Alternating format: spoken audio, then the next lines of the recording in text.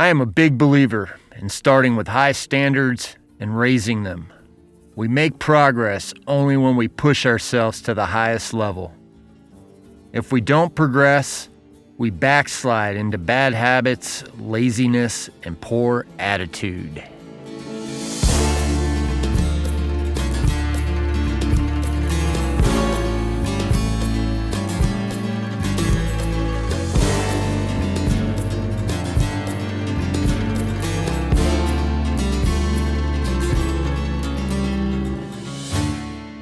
Hello, everyone. You are tuned in to the Off Grit podcast, and I'm your host, Dwayne.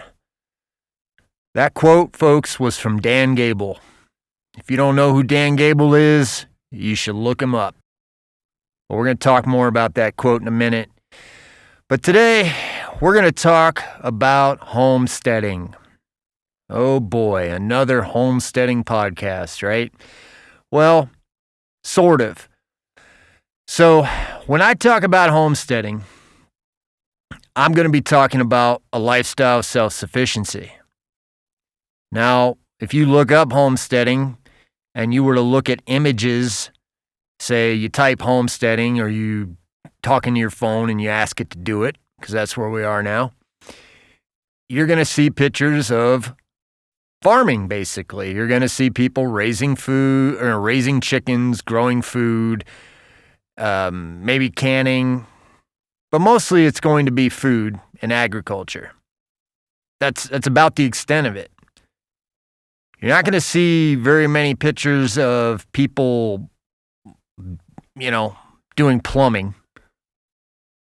But what I'm going to tell you is that being self-sufficient, right, just by definition, is that you're trying to be able to not depend on people, entities, corporations as much as possible, right?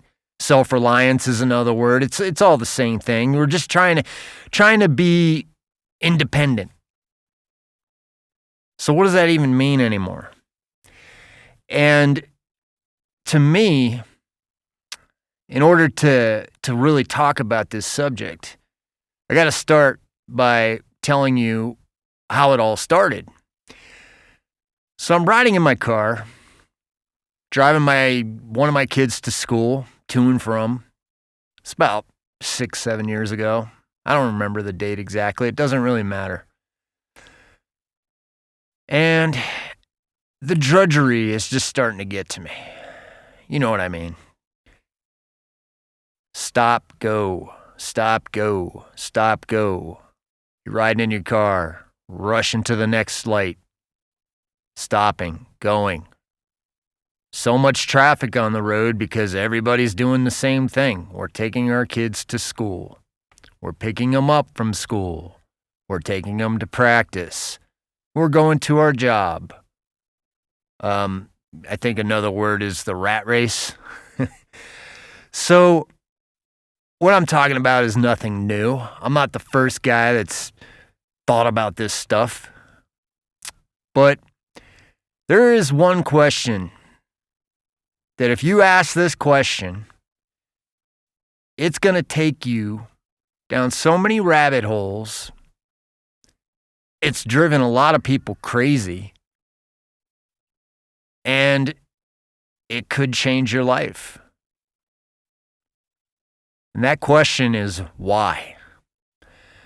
So what ended up happening with me is as I'm doing all of these monotonous things, I started just asking why. Why do we do it this way? Why do I have to sit in a car and do all this damn commuting? I'm sick of it. Like, just riding in a car itself was driving me crazy. A lot of the other things, it was just, if I'm staying busy, doing whatever, I could get through the day. I didn't mind what I was doing at the time, for work. I was welding. I enjoyed it. But a lot of the things that society has kind of formed that has gotten us to a place where we're all kind of doing the same thing. And if you start asking why, you're going to go down some rabbit holes big time. And you're going to start asking why about more than just growing your own food. You're going to start asking why about a lot of things. So when I started asking this question, I started really just thinking about a lot of things. I started wondering, like, why am I at a point in my life where I'm happy? I'm happily married. I'm still happily married. I have kids. They're awesome. I have everything you should want. We had a nice place we lived in. Everything was good. I mean, of course, things can always be better, but they could always be a lot worse. So when you get to this point to where you start asking why all the time about everything, I think a lot of people could say, well, yeah, that's called a midlife crisis. A lot of people go out and just buy a new car, get a motorcycle, do something crazy, and then they deal with it that way. Well, for me, it became a thing of, I don't know. I guess for me, it was more than that. It was like, this isn't just a midlife crisis. This is me really asking myself, why am I doing things the way I'm doing them? Why maybe there's a different way of doing all this. Maybe there's something that's more rewarding. Well, that's when I discovered homesteading. Now, homesteading to me has always been the lifestyle of self-sufficiency. The growing food part's only one part of it. I started realizing, so I read you that quote at the beginning, right? Well, Dan Gable was an American wrestler. He was probably one of the best wrestlers to ever step on a wrestling mat. And that's saying a lot because there's a lot of great wrestlers. And he was also one of the best coaches of all time in any sport. So if you look up Dan Gable, it's a pretty fascinating life. So that quote, though, is, the beginning about starting with high standards and raising them and making progress when we push ourselves to the highest level. And if we don't, we backslide to bad habits, laziness, poor attitude. Now, when you think about it, I mean, the way maybe we're just wired, some people are wired differently. I was in a point in my life where I just felt like I wasn't really maybe pushing myself anymore. I was just kind of going through the motions. I was just, doing the minimum things that you need to do to raise a family, but I didn't feel like I was really getting anything else, though, outside of that, like where I wasn't, learning knowledge. That's what it really came down to for me. It was like, I want to learn how to do things. I want to be able to do something and not have to depend on someone else for it, more than just growing my own food. So this is where I started really diving into homesteading and this lifestyle of self-sufficiency thing. And I said, this is really cool. I really like this because I did sports when I was younger. And I think part of it is as I started getting older, my body, I'm in my late 40s now, but at the time, I was getting there and I started realizing, my body just can't do some of the things that it used to do. And that can be really depressing for a lot of people. I mean, especially when you grew up with such a physical lifestyle that you really you miss it. So that's kind of what happened with me anyway. So I think everybody's journey is going to be different. And the homesteading thing is going to be self-defined by a lot of different people. So you're not going to be able to just slap a label on it and it's going to mean the same thing for everybody, right? So for me, I said, I just don't feel like I'm pushing myself anymore. I just feel like I'm not doing anything special, right? I don't feel like I'm doing something that rewarding now. Riding in a car is not doing it for me. I'm getting sick of this. So I start listening to podcasts. I start, going on YouTube, doing all these things that you do in the modern times, right? You start just going down all these different rabbit holes. And next thing you know, you start changing your life. Now, at first, it might seem like, okay, well, you're changing your life. That's cool. You know, people in midlife crisis, that's what happens. You change your life. That's awesome. Well, to me, this movement or this homesteading thing is a lot more than just a single person. When you think about where we are as a society in a culture today, and I'm talking mostly, I'm talking the United States. I'm not talking somewhere where I've never been. On my podcast, I'm going to try not to talk out my ass. That's the big thing for me. It's hard to do on a podcast, I think, because you start talking and you keep going, and next thing you know, you start talking about things that you may not know that much about. So I'm going to try to stay in my lane here, okay, and talk about stuff that I know about and that I can relate to. So for me, when I look at where we are now, or even if you look at your kids, let's start there. So if you have kids, you look at where your kids are, and you look at all the things. Every generation does this, where you look at your kids and you see all the things that they have that you didn't have. And it's only natural to compare. And you make comparisons sometimes as if it's like a competition, as if you're not the one that's responsible for raising them, as if like you're comparing yourself to them. And I don't know. I mean, I did that where, you catch yourself and you're like, they're your kids, you're raising them. But you start comparing things a lot. You look at how you guys have these phones now. You can just look up anything you want. We didn't have that growing up. And of course we didn't. I didn't have YouTube. I didn't have any way, back in the day, if you wanted to know something, you had to know somebody that knew how to do it. Or you knew someone that knew someone. You didn't have access to YouTube. You didn't have all these groups and forums that you could just go on and find the information, right? And you also had no way to fact check somebody. So you couldn't just, if someone told you something and someone else told them that, then that was the truth. That was pretty much it. You couldn't really question them. You could just say, well, or you may not believe them, but they had no way of knowing.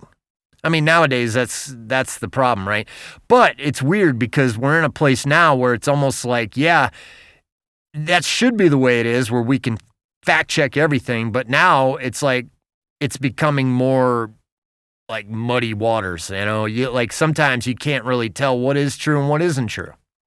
So you look at your kids and you go, my kids, they have all this information, they have these things, but you also start seeing other things with your kids. And it's not just your kids. You start seeing it with the whole generation, right? You see, my kids really don't know how to do much outside of technology. And I don't know how to do much outside of technology now. I really kind of depend on everyone else, corporations, whatever the government decides to do that day.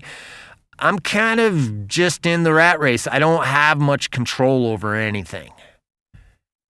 And I think that in itself can be enough to really drive somebody nuts. It can really take you down some dark places and start really, you start questioning life. You start just wondering what's the point of this? Why are we doing things like this? What's going to make me happy?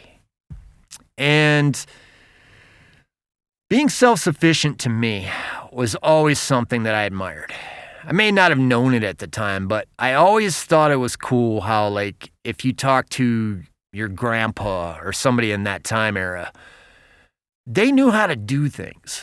And I mean work on cars. They knew how motors worked. They knew how to grow food. They knew how to do just all kinds of cool stuff that nowadays you may know because you have YouTube. You might know because you have all this information at your fingertips, but we don't really practice it much. We kind of, we're in a place right now, a weird place with social media where, everybody's a know-it-all, but no one has any experience. So you know that thing, you have knowledge, but you don't have experience. And that's what I think happens now. And so anyways, with the homesteading thing, I started realizing that, you don't really, I think you'd be happier if you were more self-reliant, if you were more self-sufficient, if you just knew how to do things and you felt like you weren't depending on everybody else for stuff. And for me, that was my road to homesteading. Now, I don't think it's for everyone. I think some people just get a new car or a motorcycle and they'll call it good. Maybe get a weird haircut. And that's the extent of it. And I think it really a lot of times can depend on how introspective you are. And I'm a pretty introspective person, and I like to think about things, about myself, about self-betterment, bettering myself. And I think that's where it was for me. Let's just say, money was something I never really had a lot of. Just something, I never had it. And so when you never have it, you don't really, you learn to kind of live without it, right? You learn to live, you learn to kind of, to just get by without it and make yourself happy in other ways, right? And you've seen these happiness studies. There's people that, the happiest people in the world are some of the poorest people in the world, at least on paper, right? So for me, money was never something that was going to make me happy. It just was not a driving force in my life. I mean, of course it makes you happy in that, it provides, there's a certain level to where you need a certain amount to get your basics, to just get you by to where you can live. So of course, there is some truth to money being, equal to happiness to an extent. And that's what all the studies will show, is that there's a point, right? A threshold with money to where it will make you happy to a certain point, and then after a certain point, does nothing. And a lot of that comes down to, at least to me, is that having a fulfilling life sometimes is about challenging yourself. It's about overcoming a challenge. To me, there was never a better feeling than overcoming something that was really hard. And I think sports give that to a lot of people. That's why you'll hear me talk about sports a lot. So you overcome something that's really hard to overcome, or you're able to finish something that you didn't think you were going to be able to do when you started it, and you do it. And if you go into a lifestyle of self-sufficiency, you're going to be able to reward yourself over and over and over, because being self-sufficient is endless. There's so much out there to learn now that you could basically just go on forever, multiple lifetimes, and you're never going to learn everything, right?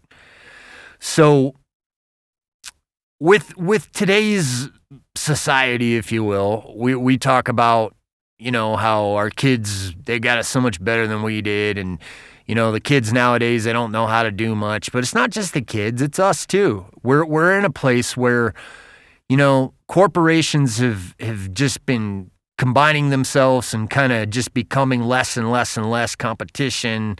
All these problems we have now, population, all these different things, right?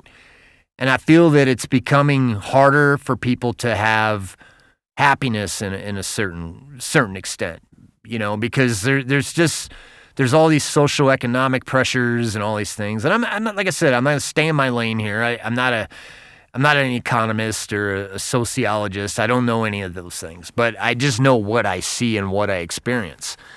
So with homesteading, I started asking all these questions. I started just going, well, why do we do it this way? Why do I do this? Why do I do that?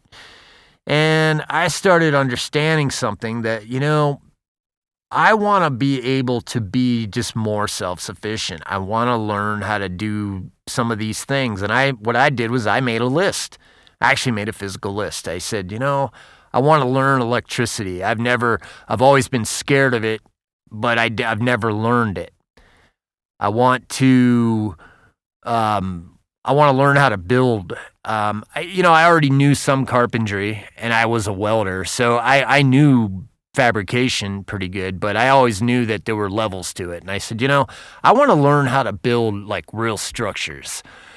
I want to learn how to grow my own food better. That's something. I grew up in a farming community. We didn't have a farm, but I grew up around farming. And, of course, we always had a big garden. So the food thing, I had always been around that. And so, but you move to a city, and here you are, 20 some years later, you're like, I don't grow anything. I don't even know where my food comes from. I know the label on the food on this thing says Ecuador, but I don't know where some of this other stuff's even coming from. I don't know how it's made. We have a disconnection there, right? So, and I think a lot of people have figured that out, where we are so disconnected from our food sources that we don't know anything about how food is grown, how it's made, where it comes from, what they're putting in it, because we depend on a system. And that system has gotten to a point where even with technology, as much as technology helps you, I think it also can create like a learned helplessness where, well, I'll give you an example. How many phone numbers do you remember now? And I'll wait, because I know the answer to that question is most people don't know hardly any phone numbers. I didn't even know my own phone number for a while. I had to look it up and memorize it because I forgot. Ask your kids if they know their own social security numbers, right? Ask them if they know their own address. A lot of kids won't even know that, right? What's mail? How do you even do that? Now, to some extent, it's not necessarily a bad thing, right? Technology's there. It helps you. There's a lot of things you don't have to do anymore. We don't have to know some of this stuff. We have phones that do it. Why would I want to go through the trouble to learn that? I get that. But there's also a lot of other things, though, that I think we're starting to understand it a little more now. And I think people have starting to come to this realization and be like, wait a minute. The only problem with this is if the technology's doing all of it, who's controlling the technology? And wait a minute. And then you start realizing, you're like, okay, I see what's happening now. We're being controlled by corporations. We're being controlled by government. We're being controlled by all these different things because the man behind the curtains, if you will, some of you may never seen Wizard of Oz, but the man behind the curtain, they pull the curtain back and there's someone operating all the levers, or there's a corporation operating all these levers. So homesteading is definitely a movement. It's a movement of self-sufficiency. But on my podcast, I'm going to be expanding on that. It's going to be more about a lot of different topics. I'm not just going to talk about growing food, folks. Yes, it's a part of it, and I will talk about growing vegetables, growing food, and all that good stuff. But I'm also going to talk about other things like solar, how to, maybe I'll interview a plumber. We'll talk about all these different things that can make you self-sufficient, that make you a little less dependent on other people. And the more you feel that feeling that I've gotten to feel, the more empowered you're going to feel. And it's a really good feeling. It's hard. I'm not going to say it's easy, especially if you take it to different levels. In sports they say there's levels, and I don't know if you've heard that, but there's levels to this thing. And I think with homesteading there's levels, and that's the beauty of it. You can take it to whatever level you want to take it, or whatever you can afford to take it, whatever time allows you to do. Maybe you learn to change oil in your car. Is that self-sufficiency? I'll say yes, because you're learning how to do something so you don't have to depend on someone else to do it or some other company to do it, right? Not really necessary nowadays, I guess. If you have enough money and you're working hard, you might say, yeah, well, I don't need to change the oil in my car. I don't want to. I could care less. I'm just taking it in. Here's the money. Do it. And that's fine, right? that's the beauty of having a good job. That's the beauty of having money, is like you can just buy your way out of doing a lot of things, right? But to some people, that's not a good feeling, right? So for me, it's not a good feeling a lot of times for me when I realize that I'm helpless or I feel helpless. I look and I say, I have to depend on this person or this company for this. Otherwise, I'm screwed, or I'm not going to be able to feed my family, or I'm not going to be able to do this. And in a way, we all are that way if you have a job, right? If you have a job, you depend on that job. You depend on that company to do well. And so when I talk about self-sufficiency, this is something that will kind of contradict what I'm saying here, but it's true. Self-sufficiency is not really obtainable. And you might be going, okay, now this guy's getting weird on me. And I'm not. But if you really think about it, self-sufficiency is, if I had to make a direct comparison to something, I would compare it to perfection. Perfection is something that we strive towards, but you never truly obtain perfection. I mean, isn't that true for the most part? So when you think about self-sufficiency, you strive towards it. You want to be able to do things on your own. You see this with kids, right? Like when a kid's a teenager, that's a big part of coming of age, right? Of being a teenager and growing up. Self-sufficiency. They don't want mom and dad to help them. They want to do it on their own. They want to learn to drive on, they want to get behind that wheel and they want to drive that car. They don't want you helping them. I don't need your help, Dad. I can do it myself. Well, as a parent, that's not really true. They are going to have some self-sufficiency and self-reliance, but the truth is that there's always someone or something that we depend on.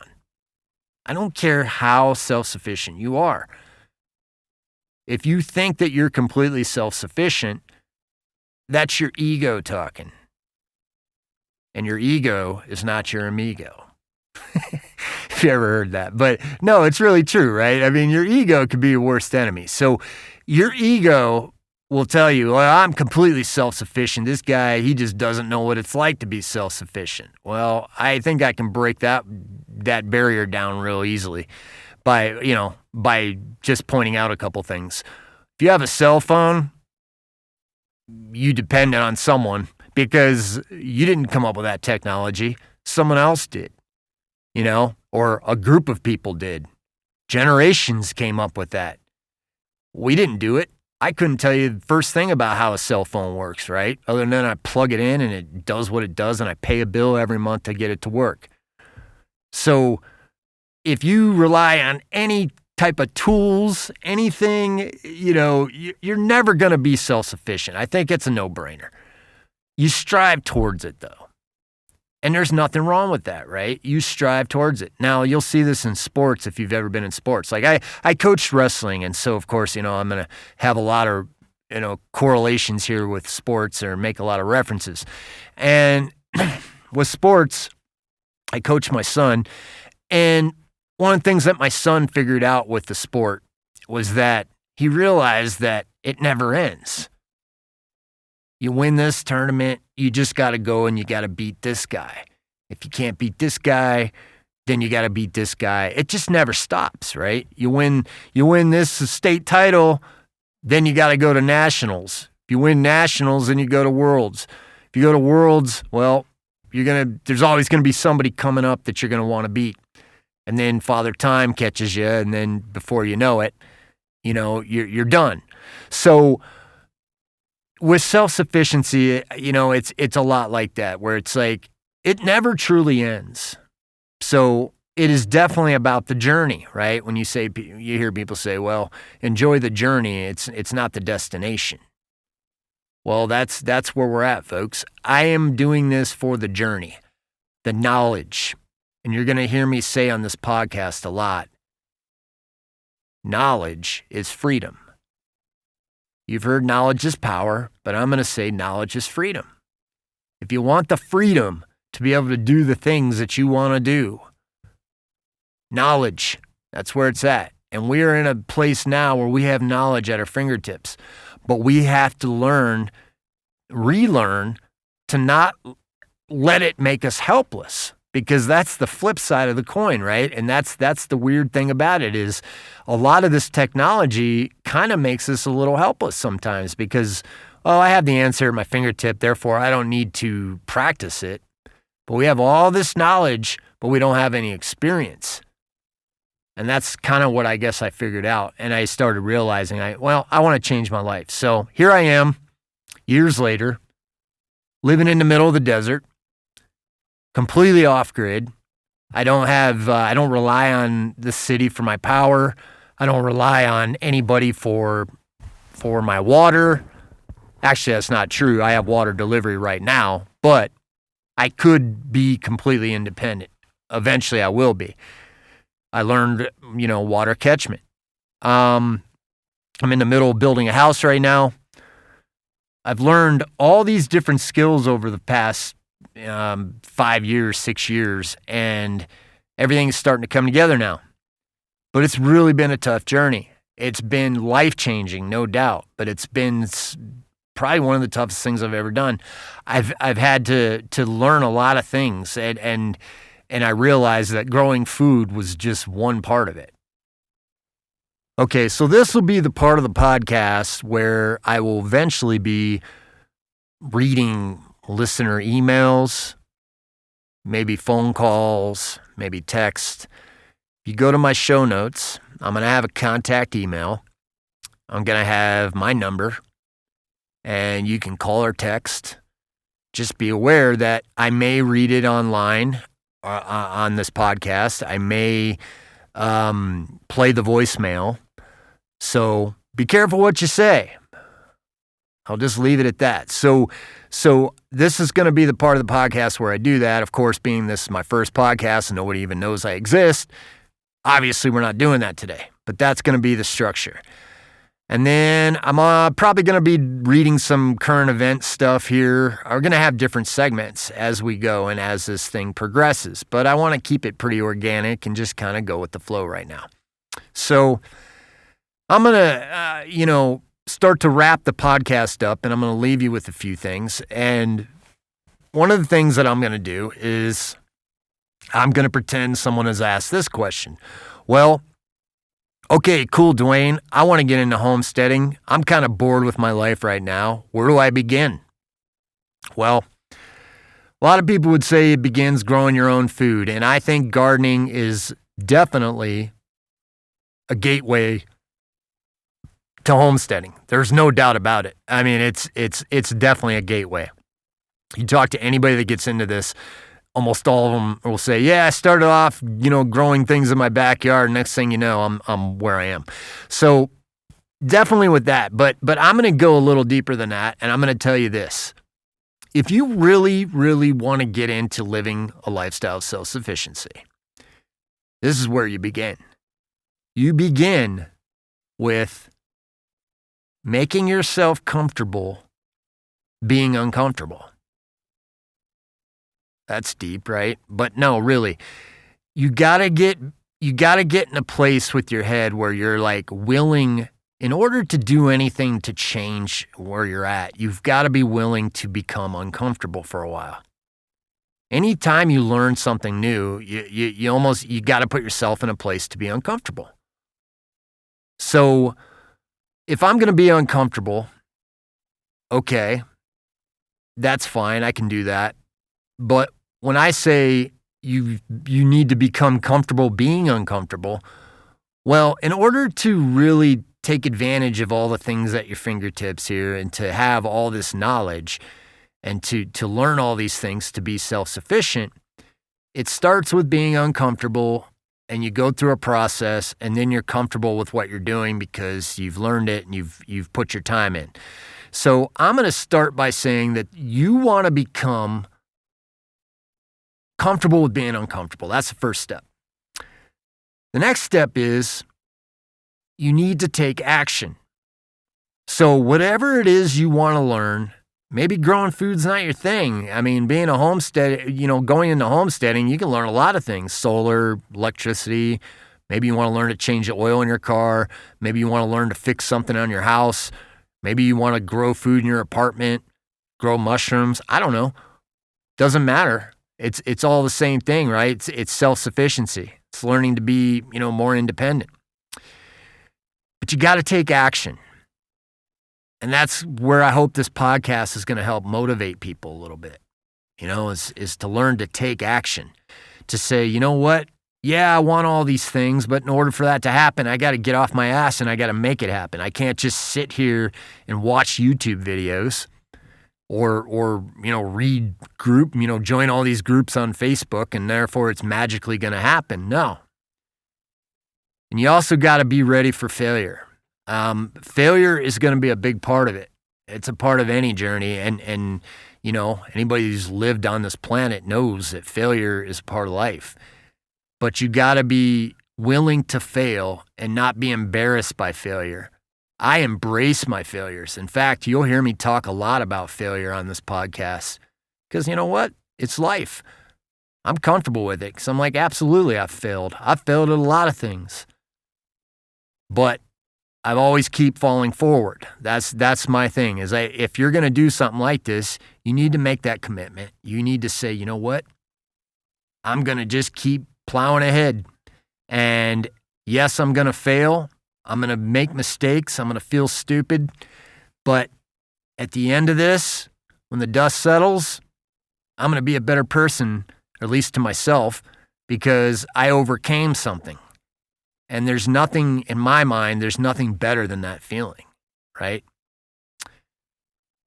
So when we talk about homesteading, one thing that people will associate with homesteading, or, a lot of people do, and I don't know who's to blame for this, but people think of homesteading, they think of maybe somebody who's some incel that lives out in the middle of nowhere that doesn't like people or society and wants to be by themselves.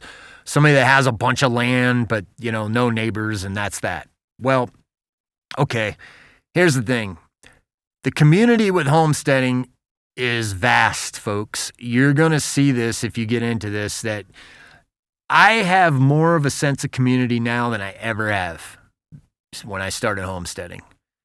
I share ideas with people. I feel like I'm actually a part of something bigger than myself.